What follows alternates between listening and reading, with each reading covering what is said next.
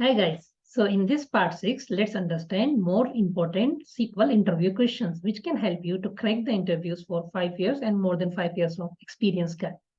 Today we are going to understand the advanced part of the SQL interview question, which is cluster index, non-cluster index, filter index, cover index, special index, what are the importance and what impact they have when in your resume, when you write, education SQL plan, you do profiling. So they will ask these basic questions, and then we will see other questions also, operators and different types of operators. So let's quickly jump in. Okay, so to start with, what is an index and explain the type of indexes. So to answer this, you can simply say an index is a database object that enhances the speed of data retrieval operation on the database table. It means data retrieves faster than the normal, without having the index. It goes to the table scan. That's another concept. Okay, so indexes work similar to the indexes in a book. They provide a quick way to locate specific data without having to scan the entire table. It means when you read the book, with the help of indexes, you directly go to that chapter. You don't go and scan each and every page, right? So this is what the same thing as the index. Okay. Now, the type of indexes. So indexes is one thing that it improves the process, but what are the different types of indexes and what is the each indexes can help us to improve the data faster, to retrieve the data faster, basically. So to start with, we will understand the cluster index. So cluster index is each table can have only one cluster index. It's associated with the primary key kind of thing, okay? Determines the physical order of the data in the table. Rows are stored on the disk in the same order as cluster index. Provides efficient retrieval of rows based on the order of the indexed columns. May be used for primary keys by default if not explicitly defined. So it's optional. You can even give it separately. When a cluster index is created or altered, the data rows are reorganized to match the order of the index. The second index is, which is very important, non-cluster indexes. So after, because we can only create one cluster index, but we can create so many non-cluster indexes. So let's see. Each table can have multiple non-cluster indexes, contain a copy of indexes columns along with the references to the corresponding data row. It means they have a link relationship which for every row, so you can retrieve, you can travel the data faster. Support efficient retrieval of a specific row based on the indexed column. Non-cluster index are separate from the actual data storage, which allows the more flexibility in indexing column, right? Okay, so the next is similar to a non-cluster indexes, but enforce the uniqueness on the indexed columns. Prevents duplicates values in the index columns, can be applied to both cluster and non-cluster indexes, often used to enforce the uniqueness of primary keys or other unique constraints. Okay, so filtered index. So filter index is nothing but a specialized index that includes only a subset of the row in a table. What does it mean? Created based on a filter condition defined by user. Useful for optimizing queries that involves a subset of the data, reducing index size and maintenance overhead. What does it mean? Suppose you have one table, there you have data for 5 regions, okay? Out of that, the US, let's say US is a very big region, okay? And then most of the queries are targeting to that region. So we can create an index which is filtered by some value.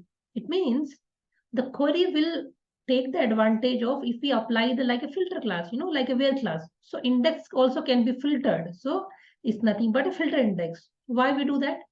Why we are not considering everything? Then it's just a regular normal non-cluster index, right?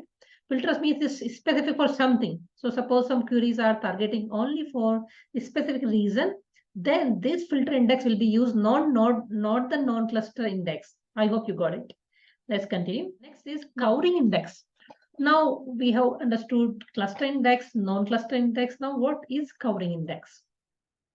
So the covering index is an index that includes all the columns required by a query. So the query can be satisfied using only without referring to the actual data.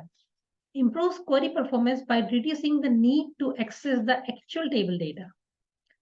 So it means we are trying to cover the fields, with the indexes. That is nothing but a covering index. Okay, so now the next is special index, used for optimizing queries involving special data, such as geographical data, which is nothing but our, you must have heard about, geographical data, how to get it stored, where it gets stored. Suppose we want that data also to retrieve faster. So for that, a normal non-cluster indexes can't work. For that, there is a special thing called special index. Okay. So what does it mean? Enable efficient special searches and distance calculation. Full text index. The next is full text indexes, which is designed for efficient text-based searching with large textual column. Support complex searches with feature like word steaming, stop word removal, and proximity search. What does it actually mean, the full text? It means sometimes we use like operator, and then we try percentage here and there, prefix and postfix, and we try different or condition. But full text search is nothing but similar the sound also. If we can provide the keyword, and it benefits us. We don't need to say that like operator. We can directly use make of these indexes. Okay, the next is what is meant by entities and relationship.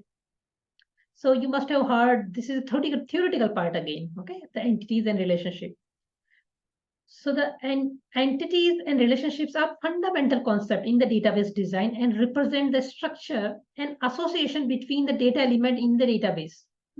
It means you are talking about, let's say, library, or you are talking about an organization entities. What are the organization entities? Employees, HR, the offices, branches. These are the entities, departments.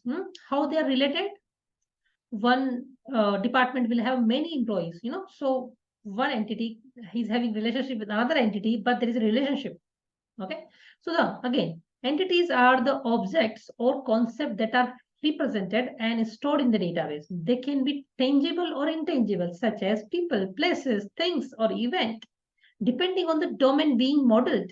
Relationships define the connection or association between the entities in a database. They represent how entities are oriented with each other. Now, what is the difference between the char and where char data types in SQL? Okay, so this also is a very common question nowadays.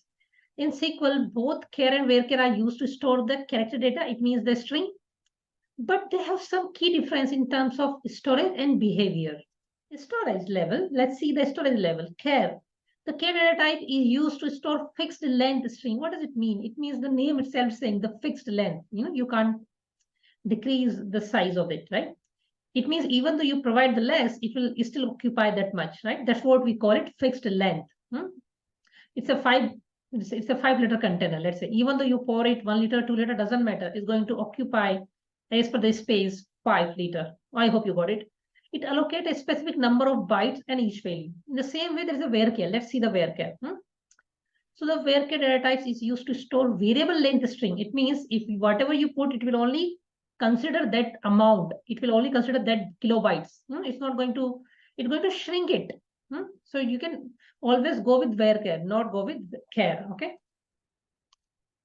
Okay, so in case your interview will ask you what to choose, if there is a both are string, what's the difference, and which data type you will choose, char or varchar, is there any difference? So, they are trying to trick you. So you need to provide these answers, fixed length and not the fixed length.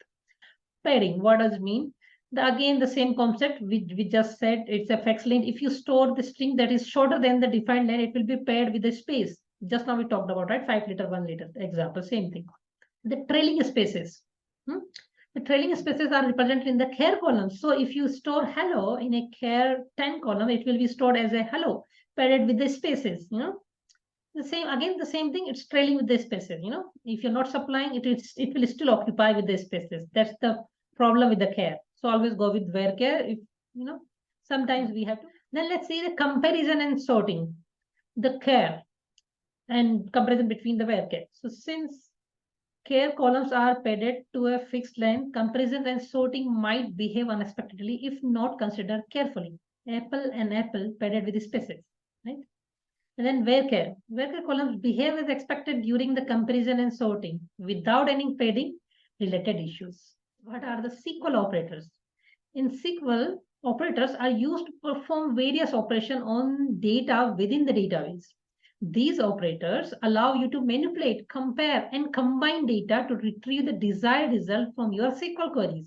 Here are some common SQL operators. Arithmetical operators, comparison operators. So let's see arithmetical operator. So you have to say theoretical part also in interview. So you start with addition, subtraction, multiplication, division, remainder, modulus, right? So you're using it, but you have to represent it as a theoretical part in your interview. And the comparison, you're using it daily, right? Equal to, not equal to, less than, greater than. So these are the comparison operators. Okay, then next is aggregate operators, which are average, sum, count, min, max. This is very common again, heavily used in group by queries. Okay, and then there is a logical operator. Not everybody uses these operator except the in, like, and or operator. But these are the logical operator. This can be a tricky questions if they wanted to know more of your knowledge in terms of logical operators. Okay, next is thanks for watching, and if you wanted to know more interview questions, you can download our app, and in that you will get free SQL interview questions, Power BI interview questions, Snowflake, Databricks, and a lot of interview questions courses we are going to post free. No payment is required. Thanks for watching.